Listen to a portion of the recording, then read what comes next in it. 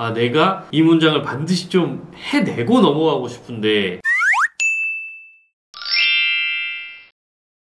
네, 여러분들 이번 시간에는 여러분들 이제 영화 씹어먹기 훈련을 하시다가 도저히 들리지 않는 문장이 있으면은 어떻게 해야 되는지에 대해서 좀 이야기를 해보려고 하는데요. 이제 많은 분들이 이제 영화로 영어 훈련을 하시다가 이제 안 들리는 문장이 이렇게 생기는 거예요. 그러한 문장이 생겼을 때 좀 오기가 생기는 거죠. 아, 내가 이 문장을 반드시 좀 해내고 넘어가고 싶은데 이걸 그냥 지나치기에는 계속 찝찝하고, 그죠? 그렇다고 이걸 안 지나치고 계속해서 훈련하기에는 너무 오랜 기간 동안 이 소리가 들리지 않는 거예요. 그래서 이제 많이들 고민을 좀 하시는데, 여러분들 일단 영어가 안 들리는 이유는 제가 총 5가지라고 했죠. 발음과 연음과 발성과 강세와 리듬. 근데 그 중에서도 가장 중요한 거, 사실상 발음과 연음은 조음기관에 속한 거기 때문에 변형되기가 굉장히 쉬운 거고, 영어의 소리를 듣는 데 있어서는 큰 영향을 주지는 않습니다. 오히려 어떤 게 더 중요하냐면은 발성과 강세와 리듬이 더 중요하다고 했죠.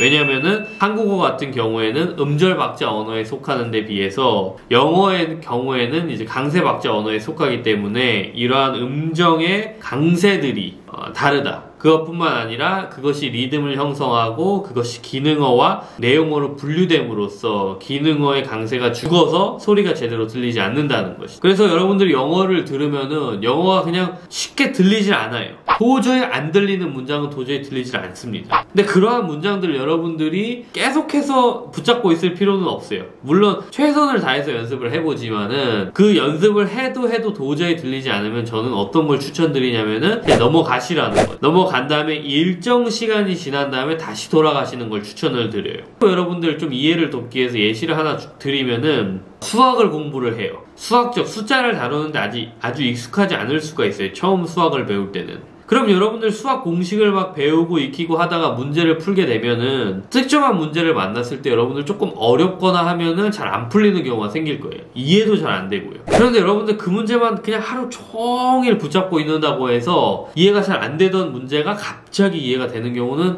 물론 있을 수는 있겠지만 드물다는 거죠. 그런데 여러분 재미있게도 여러분들이 그러한 공식, 그러한 특정 유형의 문제들을 조금 더 쉬운 거, 조금 더 변형된 그런 문제들을 한번 풀어보는 거죠. 설명도 들어보고 그거에 좀 익숙해져 보는 거죠. 그리고 일정 시간이 지난 다음에 다시 안 풀렸던 그 문제로 돌아갔을 때 여러분들 놀라는 경우가 많아요. 다시 돌아가 보니까 의외로 내가 그때 당시에 생각했던 것보다도 훨씬 더 잘 풀리는 경우가 많더라는 거죠. 그래서 여러분들 영어도 마찬가지입니다. 몇몇 문장들, 정말 까다로운 문장들이 있어요. 액센트가 좀 심하다든지 아니면 기능을 너무 심하게 죽인다든지 하는 특정 문장들은 전혀 다르게 들리거나 안 들리는 문장들이 있더라는 거죠. 여러분들 일단 이러한 문장은 넘어가시고요. 그 다음에 시간이 어느 정도 지난 다음에 최소 일주일에서 길게는 한두 달 정도 지난 다음에 다시 그런 안 들리는 문장들만 복습을 해보는 거예요. 예를 들어 애니메이션 한 편에 한 1000문장 들어가니까요. 1000문장을 다 연습을 하다 보면 여러분 한 100문장에서 적게는 한 50문장 정도 잘 안 들리실 텐데 그러한 문장들을 넘어가도 된다는 거죠. 소수의 한 10% 정도 문장들은. 그런 다음에 여러분들이 애니메이션을 통째로 처음부터 끝까지 연습을 하시고 그러한 안 들렸던 50에서 100문장 정도만 다시 훑고 지나가면은 여러분들 그 전에는 도저히 이런 문장, 이런 단어들이 들리지 않을 거라고 생각했는데 생각보다 손쉽게 들리는 경우가 많더라는 거죠. 그래서 여러분들